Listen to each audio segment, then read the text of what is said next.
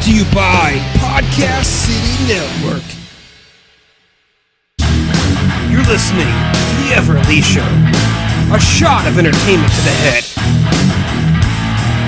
So sit back, relax, and enjoy the entertainment.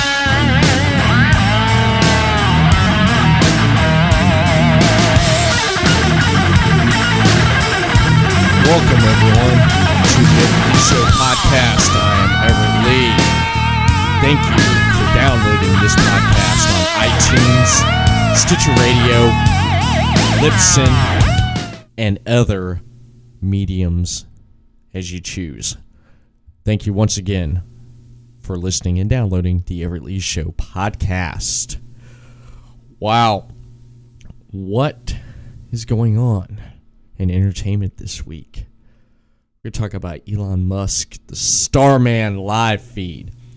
I would play StarMan, but I don't want to get hit with a copyright suit, so that's out of the question. I'm not going to be playing that. A lot of other things going around on the Twitter feed.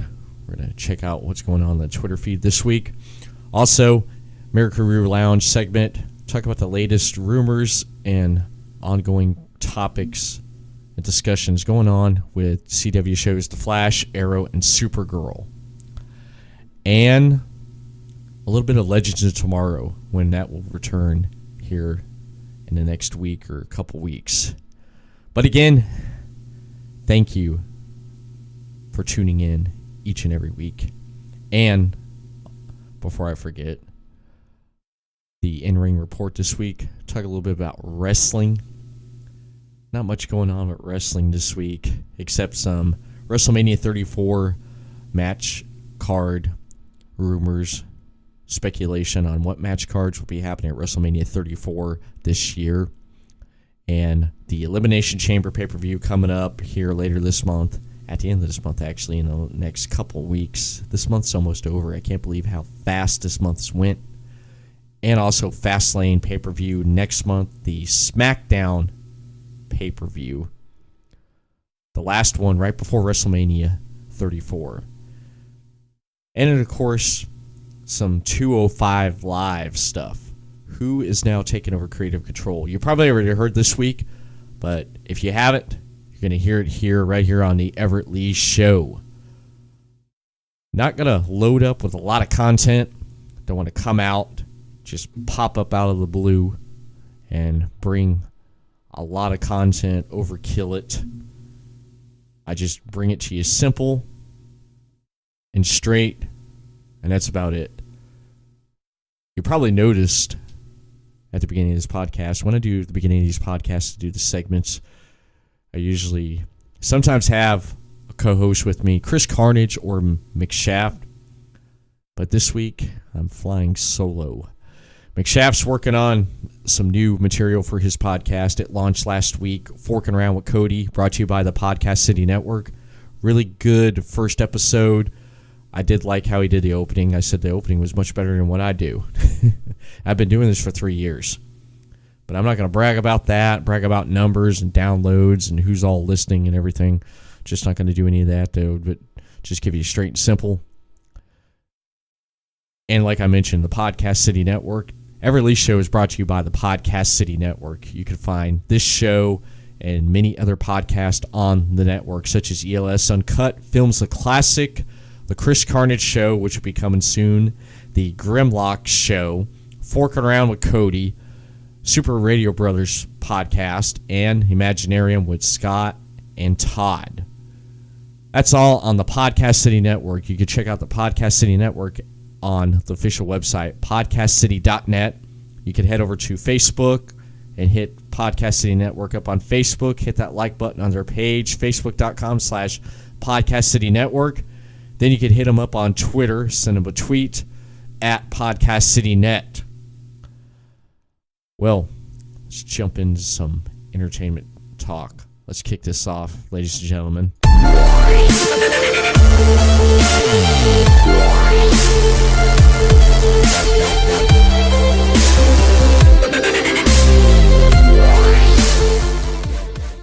Okay, like I mentioned at the beginning, Elon Musk, StarMan live feed. I heard about the rocket going up a few days ago, or a couple days ago, whenever the hell it went up. I heard about it. Someone mentioned about it. I didn't pay too much attention to it. I was distracted with a lot of stuff going on, a lot of content I've been working on for podcast and for the Podcast City Network. I was informed last night about it, what went up with the rocket. The SpaceX was launched into orbit, and Elon Musk launched one of his Tesla cars up with a mannequin dummy in it. When I heard there's a live feed you could check out on YouTube, I was astonished by this. I thought it was neat. I do like every once in a while watching those live NASA feeds of the space station orbiting Earth, but this right here is just something different, something crazy. But it's intriguing at the same time. You get to see the cold, dark emptiness of space, with eventually in the background eclipsing the horizon, the Earth and the moon. And other things too, with little speculation that a lot of people have been saying they've been seeing little objects, unidentified flying objects around the Earth and in the deep space here and there. A lot of conspiracy theories, been watching it, trying to catch glimpses of stuff. I am going to say I have seen little things here and there, but I'm not sure what it is. But I just love sitting there watching it. It's just so relaxing watching this because it's just so, space is so empty. You don't hear nothing, no sound, anything. Reminds you of one of those old horror movies up in space. It's like, can anyone really hear you scream in space? But I think it's fascinating, and I think it's neat that this is happening. And you can check out on YouTube, you can check out the live feed of this right here as it's happening. And it looks like, reporting from CNBC, that Elon Musk shared the last photo of StarMan in the red Tesla he shot in the space. Looks like on Wednesday, Elon Musk shared his last picture SpaceX was able to get of the cherry red Tesla, It was sent into space with a mannequin driver, StarMan. The picture features StarMan clad in the SpaceX astronaut suit, and is nothing short of epic, and which it is. I believe it is epic. Musk's SpaceX launched the Falcon Heavy rocket Tuesday to much fanfare. The 27-engine Belmont is the most powerful rocket in use today. Its successful launch was a significant step towards the SpaceX and Musk eventually goal of sending people to live on Mars. He's a visionary, man. This guy's a visionary. I'd love someday to see, probably not my lifetime, probably my daughter's lifetime, or her after her lifetime. Eventually, we will have colonies or something up on Mars, which will be fascinating and just intriguing at its most. The photo of Musk that was shared on Wednesday was the last picture of the company captured of StarMan soaring through space before the connection was lost. There's an animated video you could check out on YouTube there of the SpaceX, of it launching into space. And of course, you can check out the live feed of Spaceman rotating Earth. Some really good shots here I'm looking at, and it's really neat. Really good. Elon Musk tweeted out on his Twitter that the third burn successful, exceeded Mars orbit and keep going to the asteroid belt. It's going to be neat eventually to see this. I'm wondering, it gets to Mars, then what? I guess we'll have a vehicle to drive around once we actually get to Mars and actually colonize there. That thing will be sitting there. Reminds me of The Martian with Matt Damon. If you've seen that movie. If you haven't, I'm going to spoil something. When he was stuck on Mars, he was trying to communicate back to Earth. He ended up getting the one probe they shot up back in the 90s, because this was set in the future. Back in the 90s, that one probe where he could communicate back to Earth, the one they shot up into space that landed on Mars, which is pretty intriguing in itself. I probably said that word about 3 too many times already, but that's one of my favorite words because this week everything is intriguing and exciting. It is. But if you want some time to kill, I suggest you check out the live feed of StarMan on YouTube. You can check it out. I believe they have like 3 or 4 different feeds going on with different angles switching every so many minutes, so many seconds. But if you want to check that out, just sit there and watch that and just be soaked in by what camera angles are picking up what with this right here. I definitely say check it out. Definitely check it out. Looking up here on Twitter here, there's a lot going on with some comic book news and everything.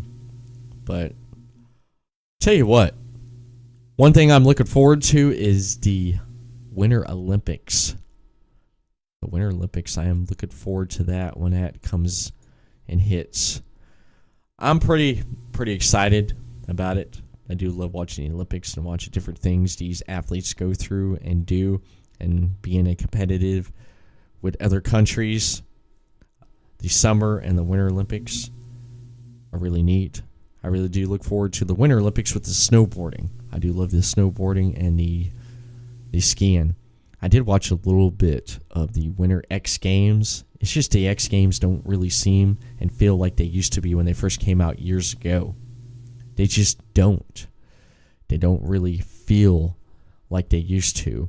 It's probably because of the commercialism and everything that's been brought to you and all like overload of sponsors, which is really upsetting, but also it gives good exposure because, hey, you know, you're watching these athletes and they're showing off sponsors, showing off everything that what they do and why they have sponsors and why sponsors sponsor these athletes because of what they do to perform and make the most of and the best of and the competition for everyone that views and shine and get their names out there or well-known fan base.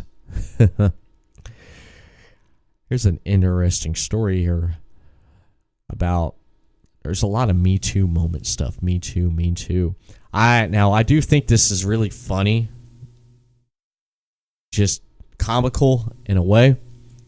Christy Teigen is really sick of John Ledger stealing her phone charger. I thought it was stealing her thunder. If you do really think about it, Christy Teigen, she was a known model before she got with John Ledger. But when you think of Christy Teigen, you think of John Ledger, and when you think of Christy, vice versa, you think of each other, of them, and who's living in whose shadow. But I really don't think that's the case now because both of them are really successful in what they do. I believe Christy Teigen has really successfully established herself thanks to the Spike TV show Lip Sync Battle with LL Cool J on Spike TV. And, of course, her modeling career and what she does. And, of course, John Legend with his music career. So it goes hand in hand both ways with both of these as I have to consider them within their own reign a power couple because you can't go one without the other. But I think that's funny. She's tweeting out about John Ledger taking her phone charger. Teigen complained about her husband constantly stealing her phone charger and taking him to work before posting a picture of a unicorn power bank and daring him to take that. People retaliated hard and being sharing on their own phone charger struggles. I've dealt with it. My wife, she's taken my phone charger. I'd have it plug up. There's been times where I'd have my phone plugged up and charging. I'd come back. My phone's unplugged. There's her phone charged. I look at mine. I look at her. I said, really? You really did that? Your phone charger's in the other room. You just couldn't get it, right? No, didn't want to. Or I do the same thing. She'll have her phone charged up on her charger in the bedroom. I'll come in. I misplaced my charger, or I just don't want to get it, come back and charge it. So I walk in there and I just unplug hers and I charge mine up. See, it goes both ways there. It does. It really does. But all in all, at least we're getting our phones charged. At least we're getting damn phones charged. But there are a lot of people going off on Twitter about that and just talking about it and just laughing, having a good battle about it. One person tweets, "This battle over wall chargers is so retaliable."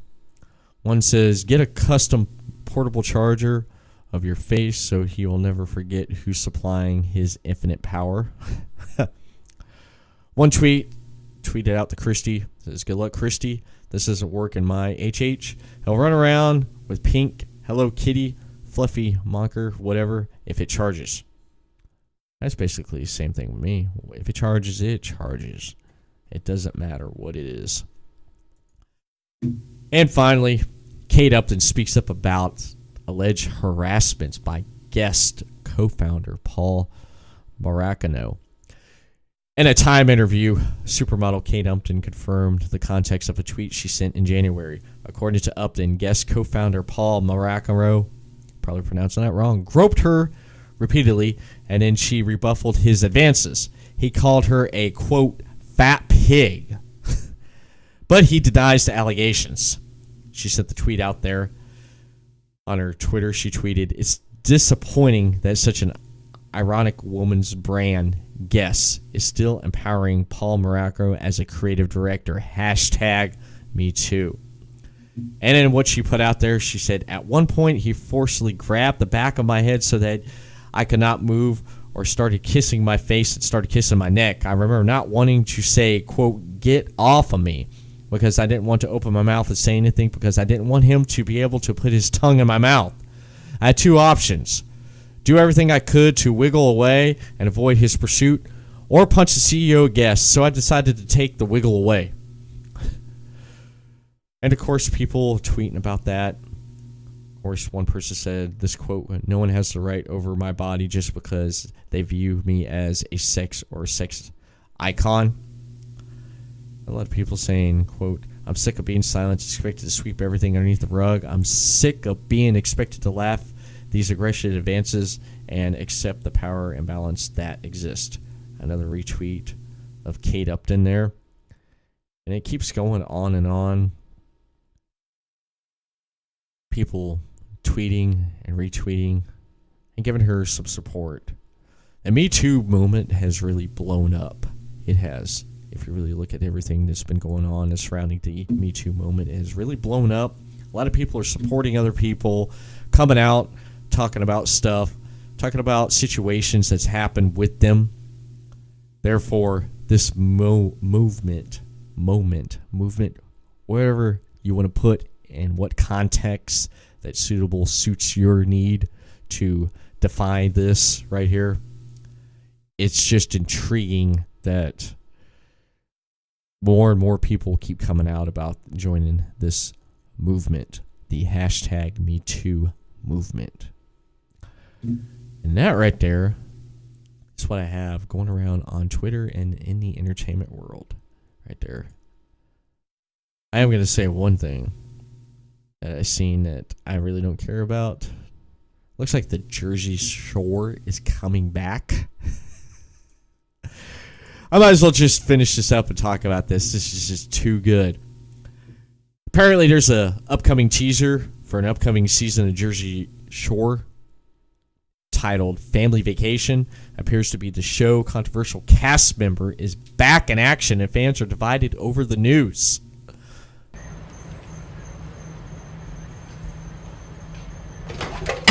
You think I'm a dirty little hamster? Oh, shit. You think I'm a dirty little hamster? Yo, who sent you? What the fuck is up? Who sent you? What is up? Looks like Angelina is back on the Jersey Shore. Now, back in the day, when this first started, before it blew up into being what it was, I did tune in because I was looking something to fix my real world road rules need. Back, I used to watch that.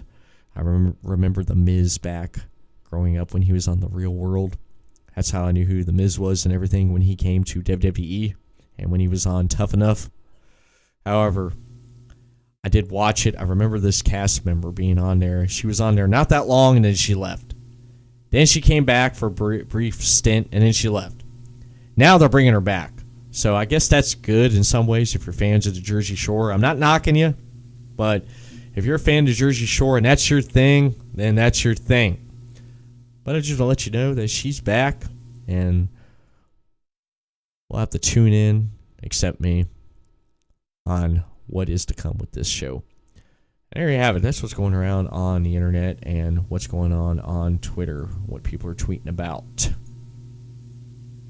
I am going to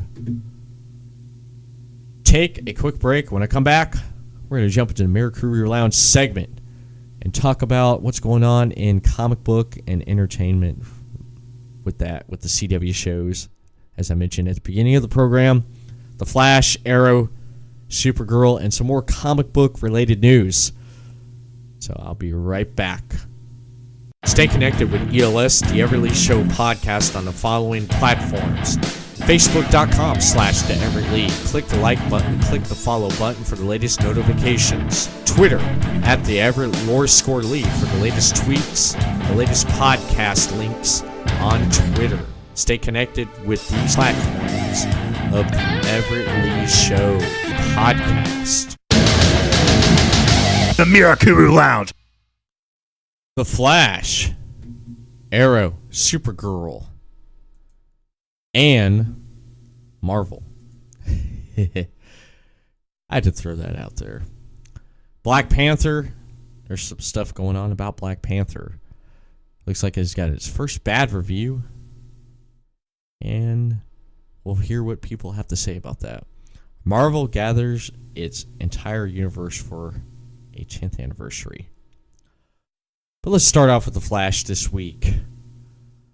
Looks like Kevin Smith is going to be directing an episode of The Flash. That's right. Looks like Kevin Smith is currently back in the director's chair. This is coming from comicbook.com. Looks like he's back in the director's chair for another episode of The Flash, and it looks like he's bringing a familiar face back onto the show. Talking about Danny Torino. He is coming back. You may remember him as playing Gypsy's father.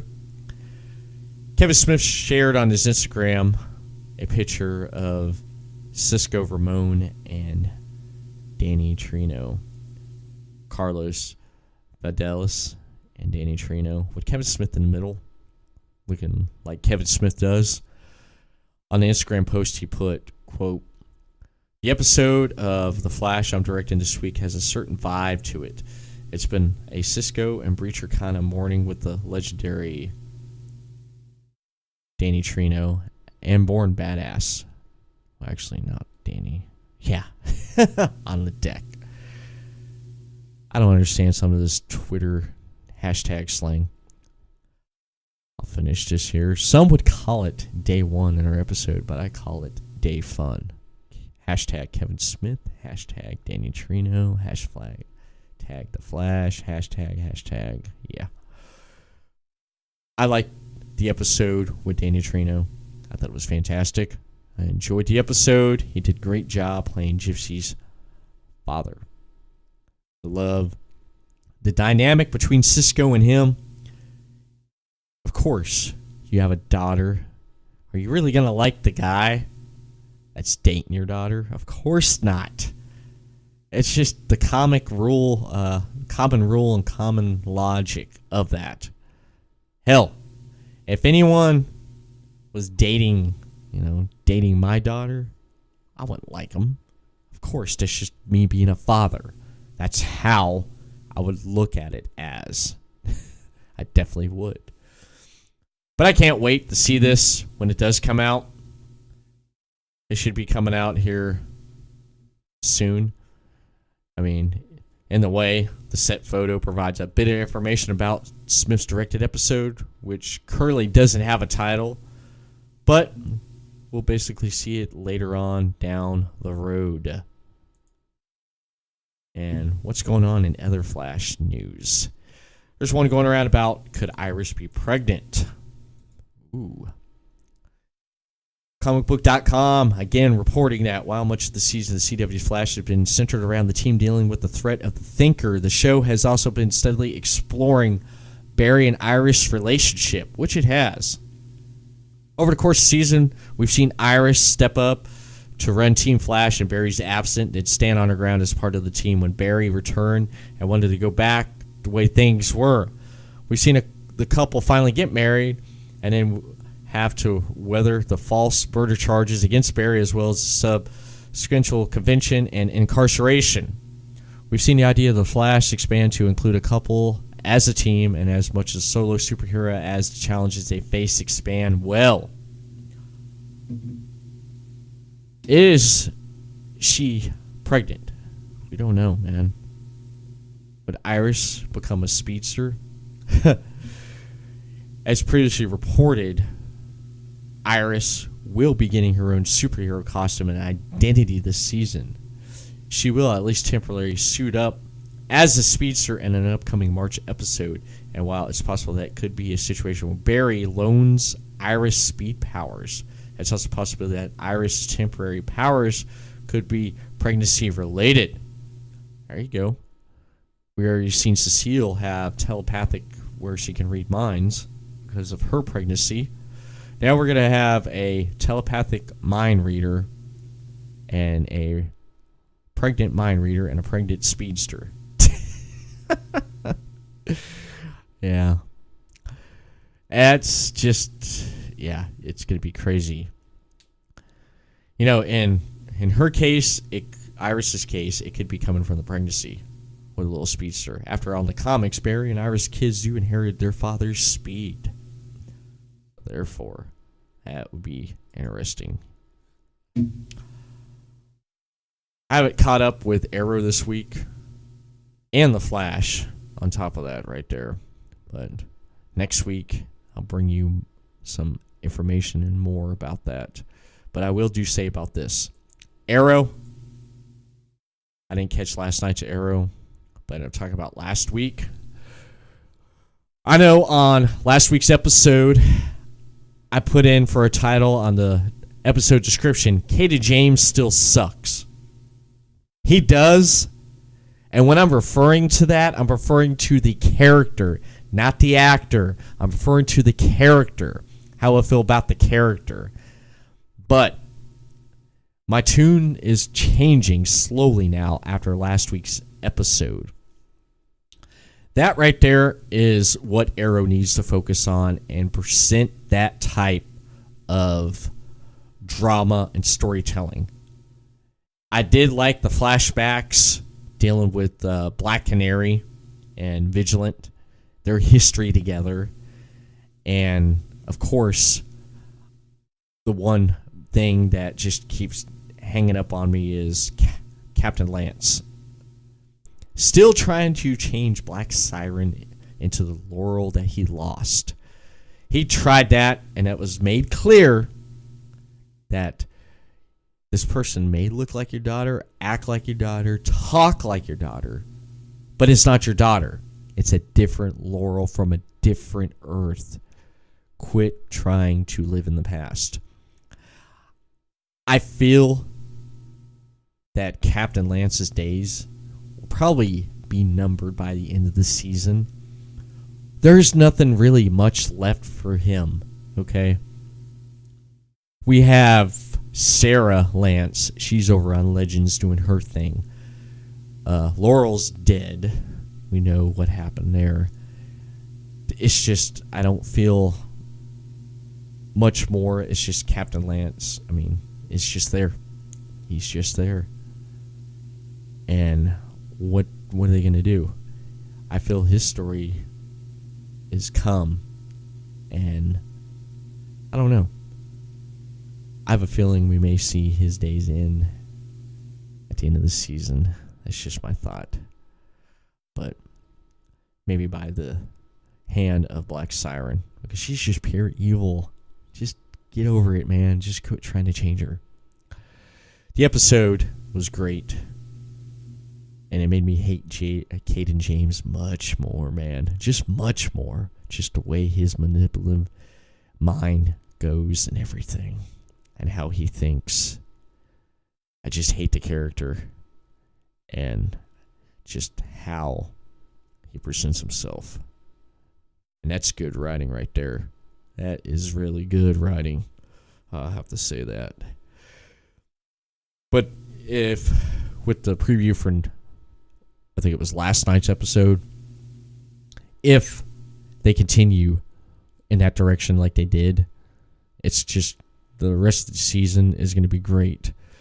Just, I know I crapped on the first half of this season, which I didn't find too much of impressive, but the direction they went after last week's episode, they continue that, and even I can't wait to watch last night's, seeing what the Black Canary does in retaliation to having her boyfriend killed by Black Siren.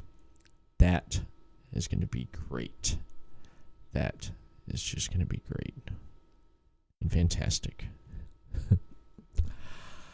And finally on the CW show, Supergirl. When will Supergirl return? When will it return? After Monday's Both Sides Now, Supergirl is going to be taking a brief hiatus, accommodating with the remainder of Legends of Tomorrow's third season. After 9 or so weeks of Legends episodes, Supergirl will return on April 16th. This is sort of a switcheroo. This is reported by comicbook.com. They first announced it back in December. It was contributed to quite a few things. For one thing, Legends usually Tuesday night time slot has been occupied by Black Knight Lightning, needing the remainder of Legends' shortened season to air on another night. This coupled by Supergirl having production issues, not tied in with the renewal of the co-showrunners Andrew Keisenberg, as well as general desire to pair similar programs together, inspire to the CW to make changes.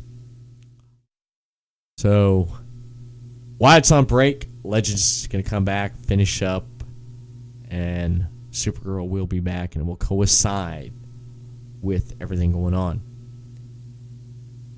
I can't wait for the moment when Kara finds out Sam is Rain. That's going to be something right there. I thought this was real funny here. That is there a possibility? Comicbook.com. I don't know where they get these ideas at sometimes, but I think they just make up stories just to report stories sometimes. I believe so. Comicbook.com is reporting that Supergirl has brought a quite few fan favorite pairings together over the last few years. It could, one, be new founding, ended up being Sam and Alex. And it's reported that by TV Line that, quote, everyone has their own relationship, their own interpretation of how they see characters going and what they like to see. But Sam is single, so they're not ruling out anything like that. Fans have seen Sam and Alex grow from strangers to friends since the third season premiere, with the pairing impacting each other's lives in various ways. In Sam's case, Sam's arrival made her realize that she wants to have kids at some point in her life, a decision that ultimately led her to breaking off an engagement with Maggie. But for Sam, Alex has provided her some sort of companionship that she needs in her life. Yeah, I could see this, but in a way I can't see, because I'm hoping Alex goes back to men, you know? I mean, that's just me. For some reason, I don't know why we need to have a gay and lesbian relationship on some of these shows, but I guess that's just how they do it. I mean, Mr. Terrific on Arrow, look at him.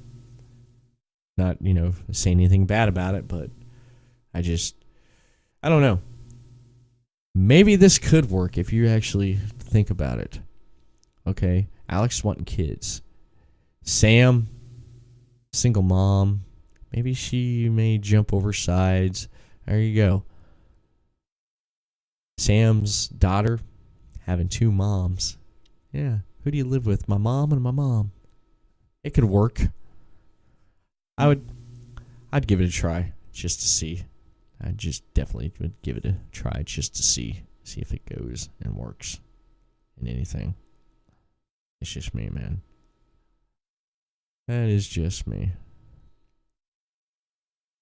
And that's it right there for the CW shows. I will mention, talking about comic book and entertainment as before,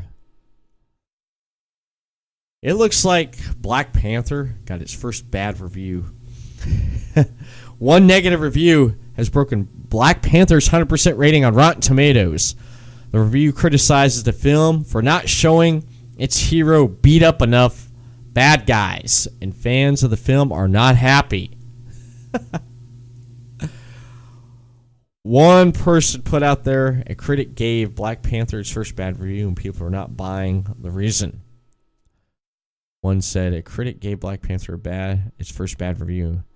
This says, one negative review has broken it from 100% of Rotten Tomatoes. Jamie is February 16, 2018 here yet. Put this one negative review of Black Panther gave a rotten because it doesn't beat up enough bad guys. You don't like that because you don't beat up enough bad guys. Black Panther. Someone tweeted out, it says, I don't like Birdman because I found out via Instagram that is an ex-boyfriend's favorite movie. And this guy's reasoning about Black Panther is dumber than that. Bad review of Black Panther literally was, I don't think he beats up enough people. WTF kind of logic is that? Really? I don't like that movie because he don't beat up enough people. You know what? Who cares? Who cares? And it broke the 100% on Rotten Tomatoes. Oh no. Oh no. I don't really care too much about Rotten Tomatoes. I don't. But if you do, then that's something for you. If not, then oh well. Marvel has gathered its entire universe for a 10th anniversary class photo. A class photo. In 2008, Marvel revealed Iron Man with the plan of building a cinematic world full of beloved comic book characters. On the verge of Avengers Infinity War, Marvel gathered dozens of actors, directors, and writers who make up the Marvel comic universe in a photo. Here we go. It felt like being at the Academy Awards or something. Every person had been in one or all of my favorite films. You know what I mean? There was like a sea of people who I've grown up watching in one place hanging out. There's a ton of fanboying and fangirling going on in that room with each other. That was crazy. Yeah, it's a little bit like being drafted to a sports team that has a legacy of championship banners. It's a dream come true. Looking around the room, like, what did I do to deserve this? I literally am in dead center in the front row, and I'm looking around and going, any one of these people could be dead center. I mean, you just, everywhere you looked was another superhero movie star. I think everyone was aware this was coming to a close, and we'd all been on this remarkable journey together. Thank you all for coming. Thank you for trusting us. Thank you for joining this. It's been 10 years of the Marvel Cinematic Universe. Here's to 10 more. There was huge excitement and buzz to that day.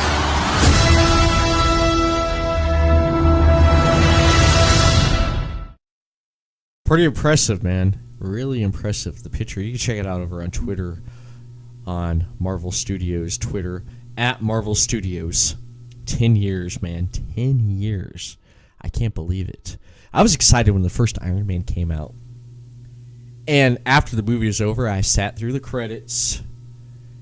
And then at the end, when they revealed Nick Fury, Samuel L. Jackson, and as soon as he said, I want to talk to you about the Avengers Initiative, I said, as the fanboy in me jumped for joy, I said, oh my God, they got to do it.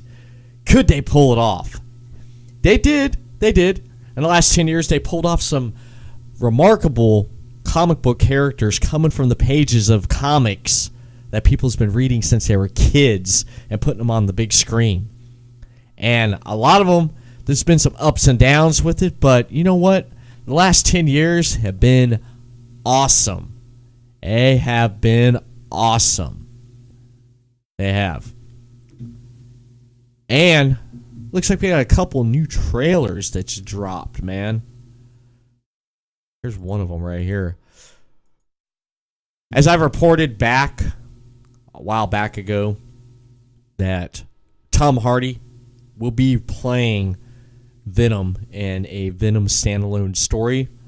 Well, today Sony dropped the trailer for the upcoming movie, which will feature the fan favorite Spider-Man villain. Some people felt the trailer was missing just one key element in the Venom story. And what is that? What is that? Someone tweeted out, actually, NXT superstar Johnny Gargano tweeted out, #Venom has always been one of my favorite at Marvel characters. I've been waiting for him to be featured on a big screen for quite a while. I'm not counting Spider-Man 3, and you shouldn't either. My fingers are crossed. At Venom movie does him justice. Let's check out the audio from this movie right here. Here we go. This is a teaser right here. This is it. Yeah. This also gave it a date too, man. Let's get my reaction to this. Let's go. I never done a reaction got video. Their thing. Shot of the San Francisco Bridge. Tom Hardy walking down the street. Maybe it's a breakup. Michelle Williams. A death. An accident. Was that called spaceship? Whatever it is. Crashed in. You used to be one thing. Now you're something else.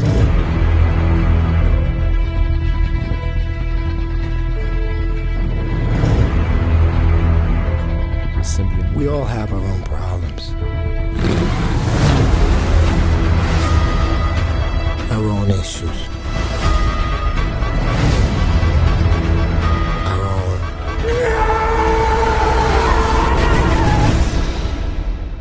demons.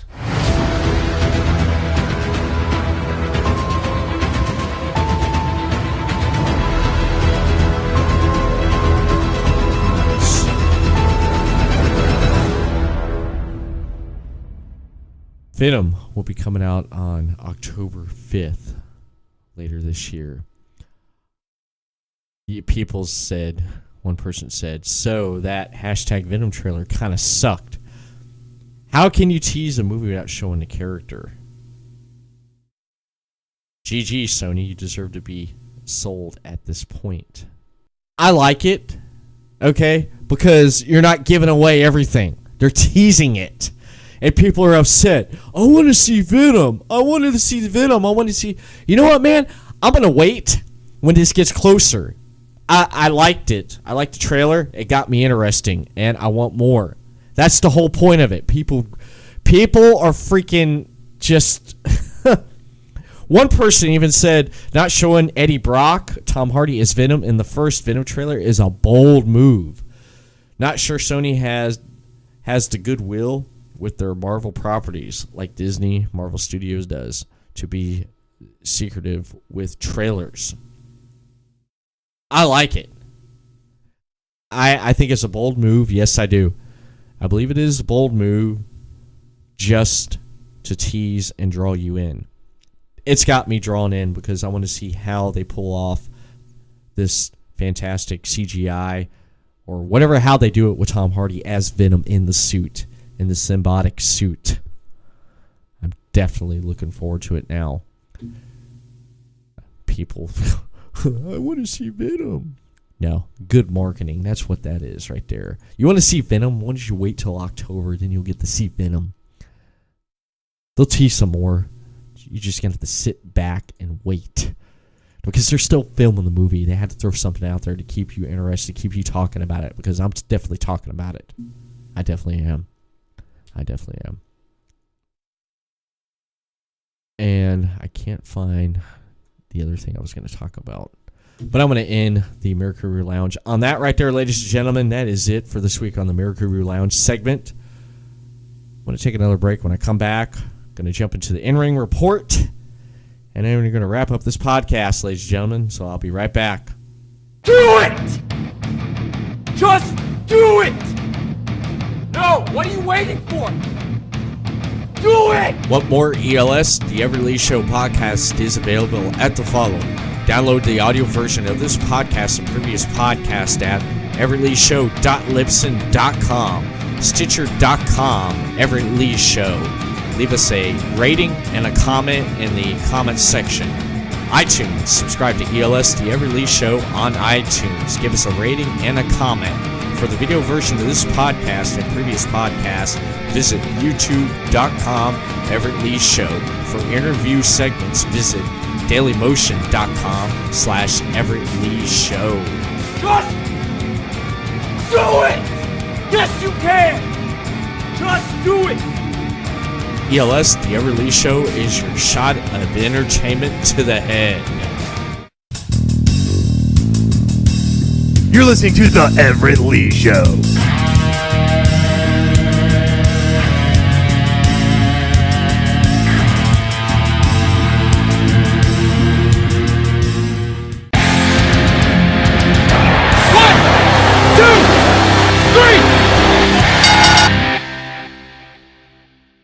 All right, here we are, ladies and gentlemen, for the in-ring report for this week on the Everett Lee Show podcast.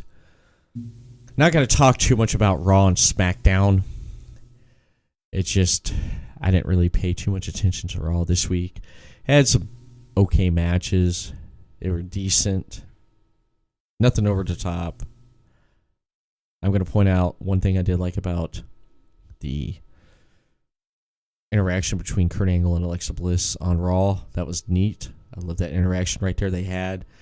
Throwing stuff back and forth. Alexa complaining, why does she have to defend her title in the Elimination Chamber when Brock Lesnar don't have to defend his title in the men's Elimination Chamber match?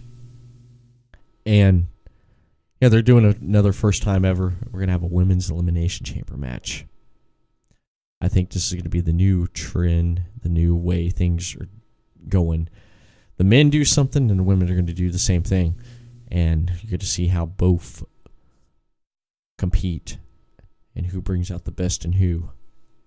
SmackDown, I'm just going to mention that Randy Orton attacked Bobby Roode. I did some research looking at Randy Orton for title reigns and stuff. There's one thing I noticed about Randy Orton that popped up. Out of his 4-time World Heavyweight Championship captures, his 9-time WWE Championship captures, his tag team Intercontinental, there's one thing I noticed was missing. United States title. I couldn't find it. I don't think he's ever won that title. Honestly, I don't think he has.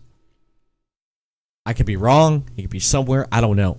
I know I could tell you this off the hand. I could tell you there's one superstar I know who's never captured the Intercontinental title.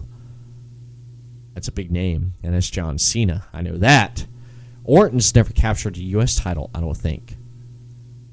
Could Orton go after the U.S. title and capture that one title he hasn't captured? Who knows? Who knows? And then, of course, you had the main event with Sami Zayn and Kevin Owens going at it each other. And then in a no contest after AJ Styles got involved when he was sitting ringside of commentary. Therefore, they threw the match out. And it looks like that they're making big changes for the WWE title picture at the March 11th Fastlane pay-per-view, which SmackDown will be hosting. Looks like the winner of next week's Dolph Ziggler versus Baron Corbin match will go on to join the WWE champion AJ Styles, Sami Zayn, and Kevin Owens for the title match at Fastlane. Which I have already heard a couple months ago back, that they're talking about maybe doing a Fatal 4-Way or a Fatal 5-Way at Fastlane. Therefore, if AJ loses the title at Fastlane, we will not have Shinsuke Nakamura versus AJ Styles at WrestleMania. And it was reported back months ago that Vince McMahon did not want to have AJ Styles versus Shinsuke Nakamura at WrestleMania 34. However, things change on the fly and stuff. Let's just cross our fingers and hope to God that AJ Styles next month walks out of Fastlane with the WWE Championship.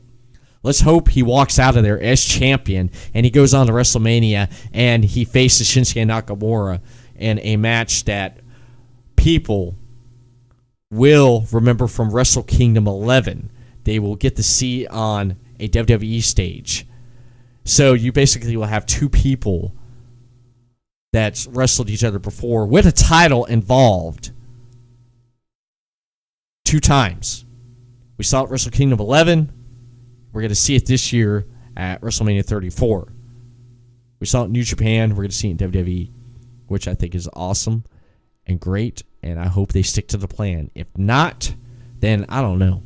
I have no idea who the hell they're going to throw Shinsuke Nakamura up. Whoever walks out of WWE Fastlane on March 11th, besides AJ Styles, I don't know. I have no idea.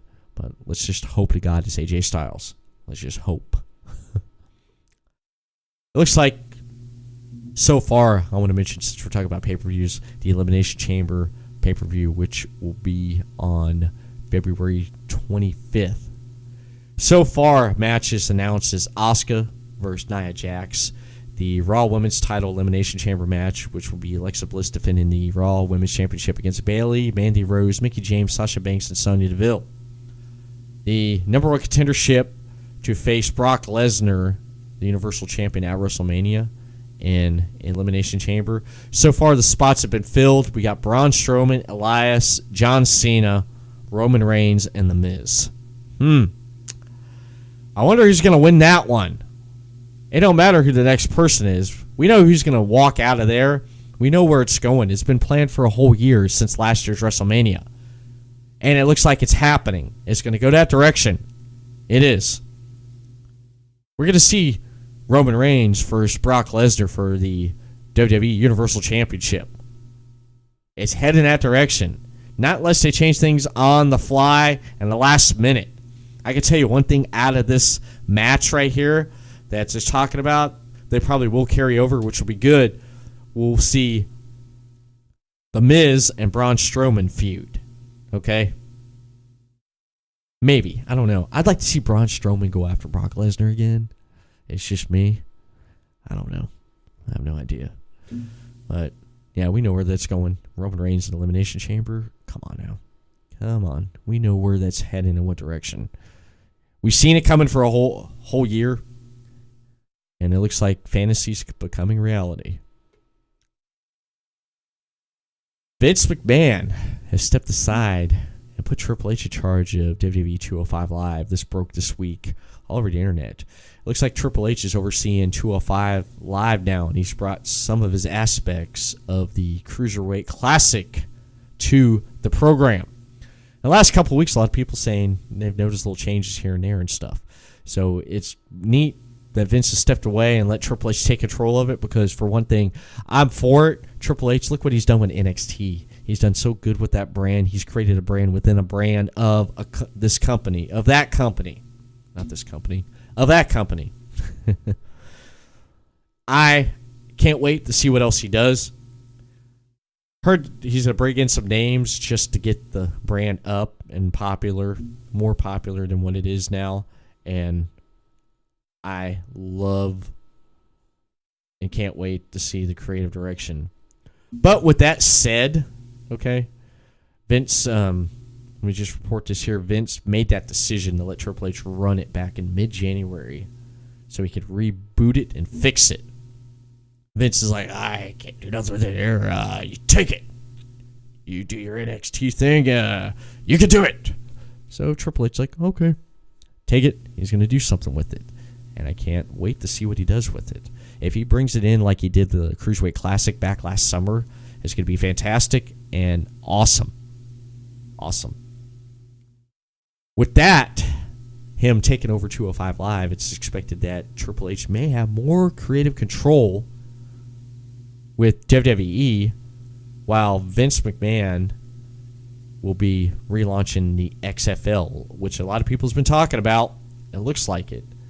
Okay, with Vince McMahon back, addressing about the XFL coming in 2020, and basically he took his 100 million stock sale. Probably won't be enough to fund the league, but it would get it up and going and everything. According to Dave Meltzer, reporting in the Wrestling Observer newsletter, that the feeling is Triple H will be given a lot of more creative control in the company simply because of the realistic demand in running both pro wrestling company and a football league.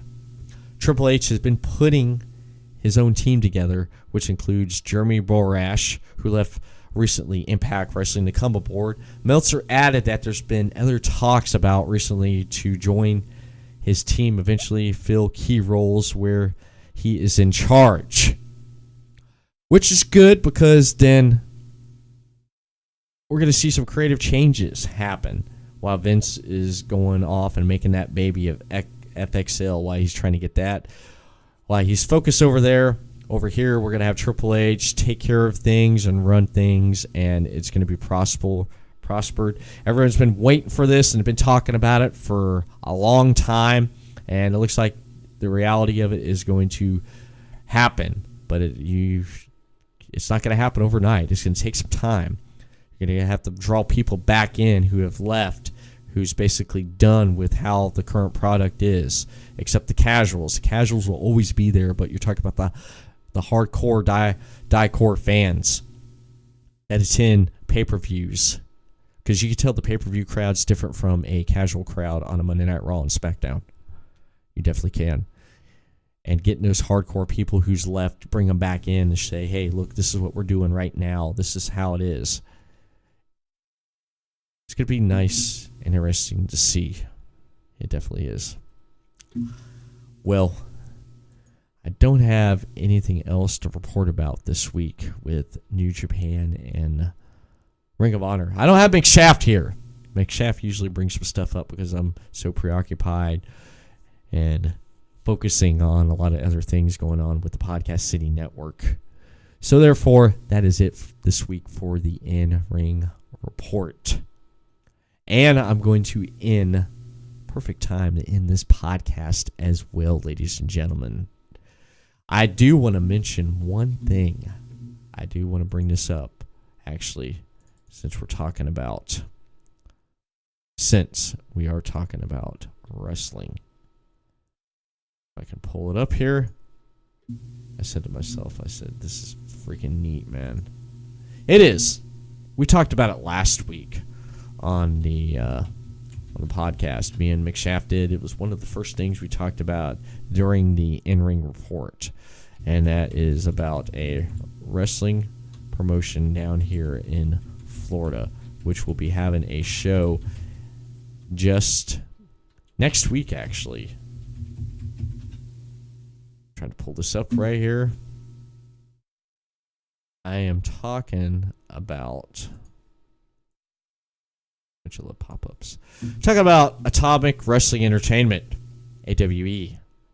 AWE has announced on their Facebook page, we got the match card for the February 16th event. Atomic Wrestling Entertainment presents Chapter 2 of the Rebellion. The one-year anniversary show will be Friday, February 16, 2018, at the Space Coast Convention Center on 301 Tucker Lane in Cocoa, Florida. All ages are welcome. VIP doors open at 6:30 p.m. General admission doors will open at 7 p.m. Tickets are available on Eventbrite Atomic Wrestling. More info can be found on Facebook.com/Atomic Wrestling Entertainment. The match card is going to be fantastic because on the match card, ladies and gentlemen, we have a Clover challenge, open challenge to any non-AWE star. Axe Clover will be having an open challenge. The Clover Challenge. Joey Ryan will verse Adam Rose versus Chasden Reigns. Wes Briscoe versus CJ O'Doyle. Atomic Hardcore Championship match. JD Amazing as the champion versus Chico Adams. And excuse me and sorry if I'm screwing up these names. Don't kill me. The Atomic Tag Team Championship Triple Threat Elimination. We have the Brothers in Arms, who are the champion, versus the Metro Brothers versus Vertigo and Alexander Zane. We have a.k.a. Emma from WWE, Tenille Dashwood versus Levy Bates. And, of course, we got the Atomic Bombshell Championship match with champion Rosemary versus Santana Garrett. And, of course, we have the Atomic Heavyweight Championship match, Jesse Neal, the champion, versus Tommy Dreamer. Wow. I'm looking forward to that match right there. I'm looking forward to the hardcore match. It's going to be great. Plus, we're going to have Jack Swagger there. Is a name I see jump off there. Alex Red, the fearless leader of AWE, and some more prize appearance. You just have to show up and see what happens, ladies and gentlemen. And again, before I close this podcast, I want to say this podcast is brought to you by the Podcast City Network. You can check out this podcast and other podcasts such as ELS Uncut, Films and Classic, The Chris Carnage Show, The Grimblock Show, Imaginarium with Scott and Todd, Super Radio Brothers, all on the Podcast City Network. Head over to podcastcity.net. You can hit Podcast City Network up on Facebook, facebook.com/Podcast City Network, and on Twitter. Give them a tweet at Podcast City Net. You listen to Everett Lee's show on Libsyn.com, Stitcher Radio, and iTunes. On Stitcher Radio and on iTunes, please give a star rating and a review to let others know about the Everett Lee Show. How much you like it, how much you don't like it, I don't care. Just leave something to let people know when they stop by to see what the show's about and what people think about it.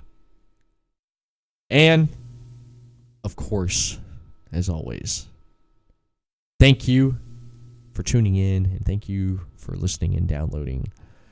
You can check out news when new episodes are available on my Facebook page, Everett Lee Show Facebook page, facebook.com/TheEverettLee. Click that like button and hit the follow notification. Twitter. You can hit me up on Twitter at @TheEverettLoreScoreLee. And the official website of the Everett Lee Show is going bye-bye. It's coming down. Everything will be going through Podcast City Network from here on out. The only thing I will have that is mine is my social media accounts. That's all I'm going to be having, ladies and gentlemen. And that is it for this podcast. Is it?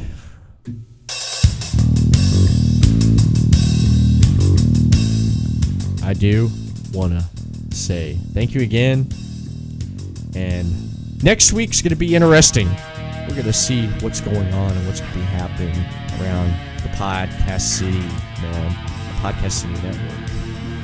I do want to mention, before I do forget, like I mentioned about the AWE Atomic Wrestling Entertainment event on February 16th, Podcast City Network will be there. So stay tuned, ladies and gentlemen. Everett Lee signing off. Have a good weekend. We'll see you again next week.